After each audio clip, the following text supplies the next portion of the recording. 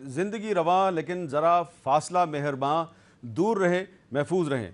तो अब प्रोग्राम के दूसरे हिस्से में हम बात करेंगे मुल्क के मुमताज़ माहिरीन कानून से। हमारे साथ मौजूद हैं जनाब कामरान मुर्तज़ा साहब, सुप्रीम कोर्ट बार एसोसिएशन के साबिक सदर हैं, और जनाब सलमान अकरम राजा साहब जो सुप्रीम कोर्ट के मारूफ वकील हैं। और इनसे भी हम बात करेंगे कि जो मीर शकील रहमान साहब के ख़िलाफ़ इल्ज़ामात हैं उनकी हकीकत क्या है। हमने चौधरी इत्तेज़ाज़ हसन साहब से भी बात की है। तो कामरान मुर्तज़ा साहब, हमने इत्तेज़ाज़ साहब से भी बात की है, उन्होंने हमें केस की डिटेल तो बता दी, लेकिन सवाल ये है कि ना कोई मुकदमा है ना कोई रेफरेंस है, तो नैब किस तरह किसी को बगैर मुकदमे के बगैर रेफरेंस के अपनी कस्टडी में रख सकती है, और अगर रख सकती है तो क्या ये गैर आईनी नहीं है?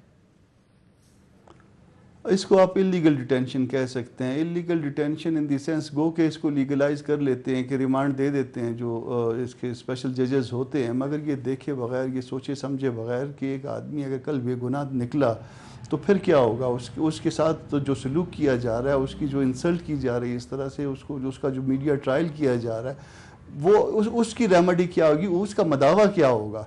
ये मदावा तो हो सकता है कि खुदा न खास्ता अगर किसी के खिलाफ कोई एलिगेशन साबित हो तो उसको कल सजा दी जा सकती है, मगर बेगुनाह के साथ जो ये सलूक होता है या ये जो हरकत होती है, उनके साथ इंसल्टिंग बिहेवियर, उनकी इलीगल डिटेंशन, उनके पूरे ख़ानदान का जो है ना वो मुस्तकबिल दाव पे लगा देना, मेरा ख्याल है कि इससे ज़्यादा ज़्यादती नहीं हो सकती। और ये एक रिकॉर्ड की बात है कि मुशर्रफ के बाद अगर नैब ने और बाकी जो है ना वो ये तफ्तीश से मुतल्लिक या लॉ इन्फोर्सिंग एजेंसीज जितनी भी हैं उनके पार्ट पे अगर कोई ज़्यादती हुई है तो मेरा ख्याल है कि वो ये दौर है, और उसमें और केस एक भी नहीं स्टैब्लिश होता, केस एक भी नहीं बनेगा। जिस तरह से बाकी केसों का आपने हाल देखा ना, ये केस उससे भी बदतरीन जो है ना प्रोसिक्यूशन के नुक्ता नज़र से होगा। मगर ये है कि एक आदमी को आप उठा लें, बुलवाएं, कालब नोटिस सेक्शन 19 का नोटिस दें, उसको बुलवाएं कि आपकी गवाही दरकार है, और उसके बाद उसको कहें कि आप बैठ जाइए। यानी आप उसको एक लीगल राइट से भी महरूम कर रहे हैं। वो बेल के लिए अप्लाई कर सकता था, वो बेल बिफोर अरेस्ट के लिए जा सकता था, आप उसको धोखे से एक तरह से बुलवाते। तो क्या रास्ती अदारों का काम इस तरह से होता है कि धोखा दे के बुलवाएं और उस तरह से बेइज्जती करें, ख़राब करें लोगों को? अच्छा, सलमान अकरम राजा साहब, अगर ये अब नैब कोई चीज़ साबित नहीं कर पाती तो क्या कानून में कोई ऐसी गुंजाइश है कि अगर एक शख्स को कंप्लेंट वेरिफिकेशन की स्टेज पर बगैर मुकदमे के बगैर रेफरेंस के गिरफ्तार किया गया और उसका मीडिया ट्रायल किया गया, और कुछ टीवी चैनल्स पर यह कहा गया जनाब के बहुत बड़े एक स्कैंडल का सुराग लगा लिया, निकला कुछ भी नहीं, और मीर शकील रहमान रहा हो जाते हैं, उसके बाद कोई उनके पास कानूनी रास्ता होगा कि जिन्होंने उन पर यह इल्ज़ाम लगाया, उनको इलीगल डिटेंशन में रखा, उनके खिलाफ वो कोई कानूनी कार्रवाई कर सकते हैं? देखिए, हमारे यहाँ इसकी रिवायत नहीं है। हमारे यहाँ बहुत ज़्यादती होती है, जैसे कामरान मुर्तज़ा साहब ने भी कहा। यहाँ बिल्कुल जो हमारे बुनियादी हुकूक हैं, आइन जिनका तहफ़्फ़ुज़ करता है, दुनिया में जिनको इंसानी हुकूक समझा जाता है कि कोई शख्स जब तक उसके ख़िलाफ़ मुकदमा साबित ना हो, उसकी जो आज़ादी है, उसकी शख्सी आज़ादी जो है, वो एक बहुत ही मोतबर हक़ है उसका। लेकिन हमारे यहाँ ये समझा जाता है कि ये एक कोई रियायत है, जैसे जो एक इंसान को दी जाती है उसकी आज़ादी। अगर उसके खिलाफ इल्ज़ाम लग जाए और इल्ज़ाम लगाने वाला शख्स या इदारा ये कहे कि इल्ज़ाम बहुत मेरे नज़दीक भारी है, तो आप उसको गिरफ़्तार कर लें, और उसके बाद तफ्तीश जारी रहे, मुकदमा चले, कुछ भी ना निकले, लेकिन आपने जैसा कि कहा उसकी ज़िंदगी के कई साल जो हैं वो ज़ाया हो जाते हैं। उसके ख़ानदान पर क्या बीतती है, उस पर क्या बीतती है, उसकी इज़्ज़त, उसका वक़ार सब ख़त्म हो जाता है। और दुनिया के बेशतर ममालिक में अब ये बात अदालतें भी तय कर रही हैं और कानून साजी के ज़रिए भी तय हो रही है कि किसी शख्स को मुकदमा साबित होने से पहले सिर्फ 2 ही सूरतों में पाबंद सलासिल रखा जाएगा। एक ये कि वो माशरे के लिए ख़तरा हो, कोई ऐसा वो खूनी जुनूनी शख्स है कि उसको अगर आज़ाद छोड़ा तो वो किसी पर हमला कर देगा। दूसरा ये कि वो अपने ख़िलाफ़ जो शहादत है, जो गवाही है, उस पर असरअंदाज होगा, उसको वो ख़राब कर देगा, उसकी कोई ऐसी रसाई है कि जहाँ दस्तावेज़ात हैं उन दस्तावेज़ात को वो ले उड़ेगा। इसके अलावा मुकदमा साबित होने से पहले लोगों को जेल में रखना, पाबंद रखना इंतहाई मायूब पूरी दुनिया में अब समझा जाता है, और ये वक्त आ गया है कि हम भी इस नज़रिए को अपनाएं अगर हमारे मुल्क में बुनियादी हुकूक की कोई हैसियत है। जो आपका सवाल है कि उनके पास फिर चाराजोई क्या होगी, देखिए, मलिशियस प्रोसिक्यूशन का एक हमारे यहाँ है तसव्वुर, उसके तहत मुकदमा भी किया जा सकता है, लेकिन हमारे यहाँ कोई मुस्तहकम रिवायत नहीं है कि किसी को कुछ मिले। दुनिया के बहुत से ममालिक में रियासत को हर्जाना अदा करना पड़ता है अगर किसी को उसने गलत अपनी हिरासत में रखा। तो साउथ अफ्रीका में इसकी मिसाल मौजूद है, जहाँ बहुत एक नेल्सन मंडेला के तहत एक बाशऊर किस्म का आइन और एक कानूनी निज़ाम जो है वो परवान चढ़ा। दुनिया के दीगर ममालिक में भी ये है।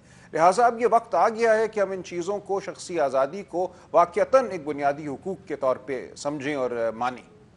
अच्छा कामरान मुर्तज़ा साहब, तो क्या ये अब ज़रूरी हो गया है कि जो नैब का जो कानून है इसमें कोई तब्दीली की जाए, या नैब के इदारे की ज़रूरत ही नहीं रही? क्योंकि इस तरह के बहुत से वाक़यात हुए हैं कि नैब के बारे में आला अदालतों की तरफ से भी इस तरह के रिमार्क्स आते हैं कि लगता यह है कि हर कोई इससे मायूस है। तो कानून को तब्दील किया जाए या इदारा ख़त्म किया जाए? दोनों होने चाहिए। कानून में एक तो आपका शायद ख्याल ये हो कि इसको अमेंड करना चाहिए। अमेंडमेंट से नहीं होगा, इसकी बुनियाद टेढ़ी है। जब तक आप दुरुस्त बुनियादों पे एक नई चीज़ नहीं लेके आएंगी, या दूसरे अदारे जो रेगुलर साइड पे जो काम कर रहे हैं, जैसे FIA या पुलिस है या और दूसरे अदारे हैं तफ्तीश से मुतल्लिक, वो उनके हवाले ये काम नहीं करेंगे, तो ये नैब जो है पहले दिन से पॉलिटिक्स के लिए इस्तेमाल हो रहा है, आज भी पॉलिटिक्स के लिए इस्तेमाल होता रहा है, और इसको आप दुरुस्त नहीं कर सकेंगे। एक दो चीज़ें ऐड करना चाहूँगा। ये जो मलीशियस प्रोसिक्यूशन की बात है गलत तौर पे, वो तो आप शख्सियात पे करेंगे। अब वो किस शख्स को आप उसमें चुनेंगे? जब आप किसी एक शख्स को टारगेट करेंगे कि जी इसने मुझे जो है ना गलत तौर पे प्रोसिक्यूट किया था, वो कहेगा मुझे फ़लाँ की तरफ से डायरेक्शन थी, वो कहेगा फिर मुझे फ़लाँ की तरफ से डायरेक्शन थी, तो ये बात आपको चेयरमैन तक लेके जानी पड़ेगी।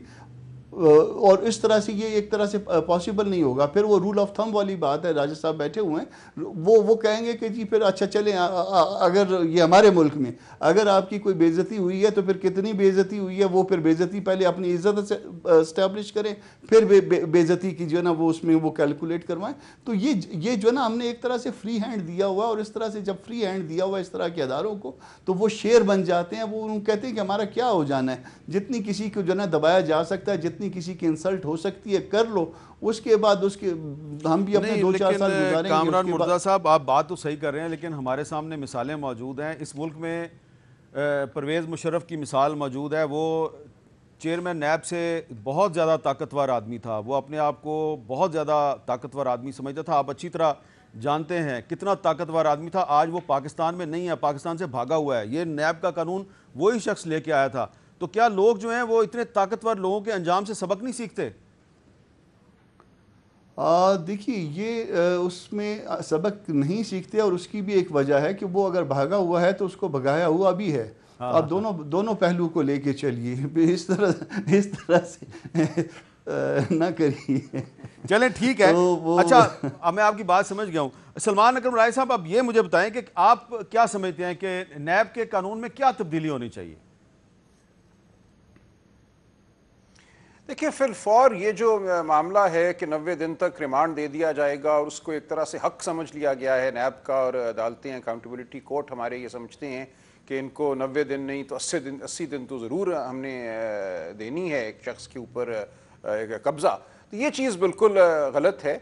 हमारे मुल्क में मैं समझता हूँ एक तो इस हवाले से कानून साजी होनी चाहिए, और जो बेल का हक है, सुप्रीम कोर्ट भी ये कह चुकी है, जस्टिस खोसा साहब ने अपने एक फैसले में सराहत से इसका जिक्र किया कि हमें बेल का एक बड़ा मुस्तहकम हक जो है वो न सिर्फ नैब के कानून में, हमारे उमूमी फौजदारी कानून में उसको राइज होना चाहिए। ये जो एक तसव्वुर पैदा हो गया है कि ग्रांट ऑफ बेल कोई कंसेशन है, कोई रियायत है, ये तसव्वुर बिल्कुल ख़त्म होना चाहिए। ठीक है। तो इस हवाले से मैं समझता हूँ कानून साजी सरे दस्त हो जानी चाहिए। नैब के कानून को कलअदम करना, उसकी जगह कोई और लाना, वो भी अपनी जगह एक ज़रूरी बात है, लेकिन फौरी जो ज़रूरत है, अगर इंसानी हमने तौकीर को बचाना है, तो वो ये है कि ये जो बेल का कानून है इसको सही किया जाए। एक मैं वक्फा लेता हूँ, वक्फे के बाद एक बहुत अहम सवाल बाकी रह गया, उस पर बात करेंगे कि ये जो गिरफ्तारी हुई है मीर शकील रहमान की, आपने देखा कि इस पर दुनिया भर की जो इंसानी हकूक़ की तंजीमें हैं उन्होंने इसकी मजम्मत किया। पाकिस्तान के अंदर भी जितनी भी इंसानी हकूक़ की और सिविल राइट्स की तंजीमें हैं वो इसकी मजम्मत कर रही हैं। तो निकला अभी तक कुछ भी नहीं है, ना मुकदमा दर्ज हुआ है, ना रेफरेंस दायर हुआ है।